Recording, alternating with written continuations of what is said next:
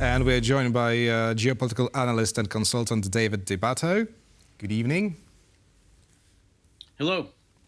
Let me start by quoting two very important people.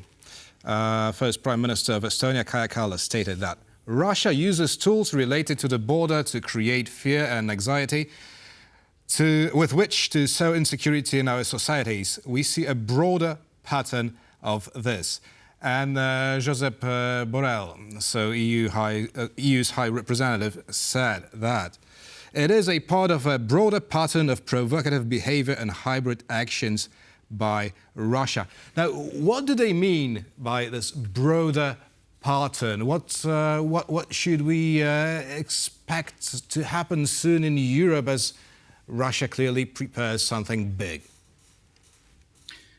Well, it's no secret that Russia has been conducting hybrid warfare for a very long time. What's different this time is, as you said, it's more widespread and it's more frequent. Russia is ratcheting up the tension. They are intentionally trying to destabilize NATO nations, and they're particularly now focusing on the Baltic states, which they just never saw as being independent, and desperately Putin wants them back. And so they are creating all kinds of different hybrid attacks, from invented refugee crisis to sabotage to cyber attacks and this new maritime nonsense. It's all in an effort to destabilize the public and to allow them to not have confidence in their own government to start. Right, and in this such scenario, what is it do you think that the governments of these countries, the Baltics, here in Poland, what is it that the leaders should focus on, authorities should focus on, and trying to prevent these attacks on what many times are soft targets?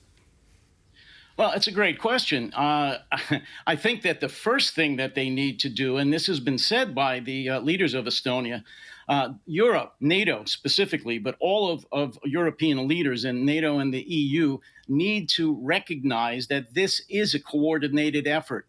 These are not one-off incidents. These are not lone wolves or disaffected political outsiders. This is a coordinated, intentional effort by the Kremlin to destabilize NATO and EU nations. They need to come to grips with that, first of all. Once they do that, they need to then plan and implement a coordinated response to that, and they can do that. So far, they haven't done that. And in my opinion, one of the main reasons, at least in the Western NATO countries, is, believe it or not, the fear that they will still lose some lucrative business deals with Russia. To me, this is incredible, but I believe that's one of the main reasons they haven't taken any more initiative on dealing with this disaster. This really sounds incredible. You know, there's a lot of underwater infrastructure in the Baltic Sea, lying there on the seabed.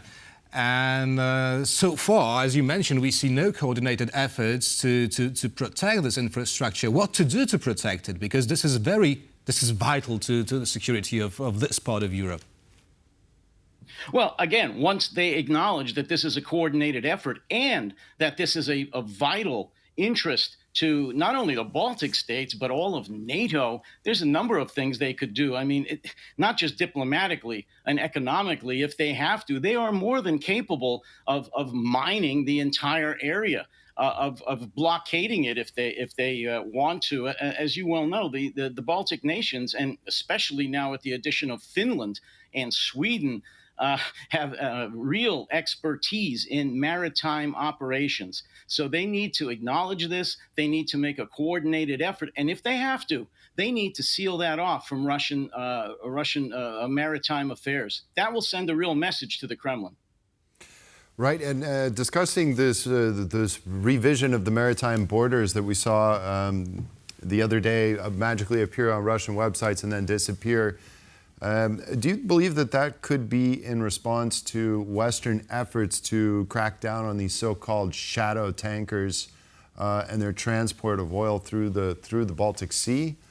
Why do you think we saw that the other day? Look, right now, I don't know anyone, no matter how deep their expertise is, that can tell you exactly why Putin and the Kremlin are doing whatever they're doing. They're reaching out right now. They have real problems within their economy, within their military, within their leadership. And sure, when something like that happens, they're going to take some drastic, ridiculous, what we consider to be ridiculous action. I don't know if that's specifically what prompted it. What I do know is that they are ratcheting up all of these hybrid types of attacks, and they're not going to stop. And in some cases, they're very effective. I mean, just look at the activists, the political apparatchiks that are around in Eastern Europe as well as Western Europe, who lead pro-Russian demonstrations and get thousands and thousands of otherwise pro-Western NATO people, citizens, to rally to their cause. This is not a good thing. Right, maritime borders are one thing, land borders are yet another. And I'd like to ask you now about the future of the situation on the Polish and Lithuanian-Belarusian border. What will happen with all these migrants just waiting to storm the border? Should we expect some escalation in coming months? Well, absolutely. And I briefly touched upon that. That's another Russia-created crisis. Sure, there are many refugees that do want to escape the Middle East and Africa and find a safe haven in European countries. But Russia, of course, is inflaming this and gathering them up and depositing them on the borders with Poland and the Baltics. And Poland, as you well know, has taken some very drastic, what I consider necessary steps in both deploying the military, the border guards, building a wall, and dealing with this. Do I think this is going to increase in terms of what Russia will do? Absolutely. What Russia does is they keep probing and pushing until they get some kind of a response. And then they go somewhere else and do the same thing. So I believe Poland is absolutely correct in what they're doing, and they need to even assure to the best of their ability with a much smaller economy. But no, that's going to continue, and I hope that Poland and the Baltics respond to it the way that they seem to be.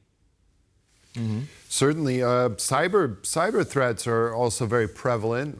They've always been with us persistently, but as these risks of hybrid threats from Russia increase, so does the risks in cyberspace. Do you see, or do you think that the authorities have a coordinated effort at this point in dealing with that? Because that's probably, again, one of the bigger threats. Again, another great question, and no, they don't. And I'm speaking about NATO generally. The Baltics, and I keep stressing this, I guess, seem to be more on the ball than anyone, because, of course, they're on the front lines of this. They know what it means to have the Soviet or Russian boot on their neck. So they are preparing, and they, as you, I'm sure, know, suffered a very severe attack in 2007. So they are at the forefront of leading the defense against cyber attacks by Russia. But NATO as a whole, no, they're not. And I'm going to include my country, the United States. We are woefully underprepared to withstand a coordinated cyber attack by Russia right now, or any other hostile nation, but we're talking about Russia, and there's no excuse for that. We certainly have the people and the resources to develop a coordinated effort and go on the defensive and on the offensive, which is another thing we should do. But to answer your question, no, we do not have, as of yet, a truly coordinated response to Russia cyber warfare. Very interesting you bring up the point of going on the offensive. Can you elaborate on that? What should we be doing? Should we be doing perhaps tit-for-tat responses? Should we be trying to attack Russia and its cyber infrastructure? Are we doing that at this time? I think it happens. Well, again, that's a great topic. That should be a whole other show. No, we're not. Let me just throw that out with what we're not doing in Ukraine. We are on the defensive. We are allowing Russia to set the initiative, to always tell us what they will do, and then we react to that or try to. The same thing with cyber attacks. We are very behind the curve with this. We are on the defensive. We're not prepared. And no, yes, we do sometimes have offensive capability, or we have the capabilities, and we sometimes exercise them against Russia, but nowhere near enough. Should we do that? Yes, they are attacking the NATO's critical infrastructure. That's pretty serious. And we're just sitting back and allowing them to do it and hoping we could patch a defense together. I think the lights need to go out in a few Russian cities and let them freeze over a winter and not have any computers or be able to use their iPhones or whatever phones they're buying these days and see how they react to that. Absolutely. There's yet another aspect of this hybrid warfare. Well, it seems very much that Russia is sowing divisions in various regions of the world, but I want to talk about Balkans right now. So the Prime Minister of Kosovo is convinced that that Serbs are ready to attack his country because they have backing from Russia, and we also hear reports that there's been a large campaign in Kosovo to portray NATO as criminals, and to somehow hamper the European aspirations of this country. So how do you counter that? Because you cannot use a tit-for-tat move here, right? No, and again, that comes back out of the Soviet Union / Russian 101 playbook, is to play one side against the other. And the only thing that you can do and should do is to tell the truth. We're very bad about that too. No, you can't go tit to tat always on something like that, but you can expose the facts. You can just blanket the public with the real truth behind what Russia is doing. Sure, you're not going to get everyone to come on board and acknowledge that, but you're going to get a lot that will if you allow Russia, again, to control the narrative, which we are doing. You will play one side against the other in a vacuum, and the result is what we're seeing now in the Balkans, as you just mentioned. But it's also playing out in many other countries very, very quickly. I wouldn't discount that the assassination attempt on Robert Fico was a Kremlin-involved act. So, no, we are on the back foot with responding to Russia, and that's got to change. There's got to be a coordinated response, and soon. Yes, well... I'd like to also ask you about something that the Polish Prime Minister said today. Well, he stated that Poland has evidence of Russian hybrid attacks in Poland. He was talking about fire spreading rapidly in Poland, and well, the Polish Prime Minister also said that the war in Ukraine is not going to end anytime soon. Therefore, should Poland, the rest of the eastern flank of NATO, prepare for a summer of fires, and that they will continue in the most foreseeable future? The answer is an unequivocal yes.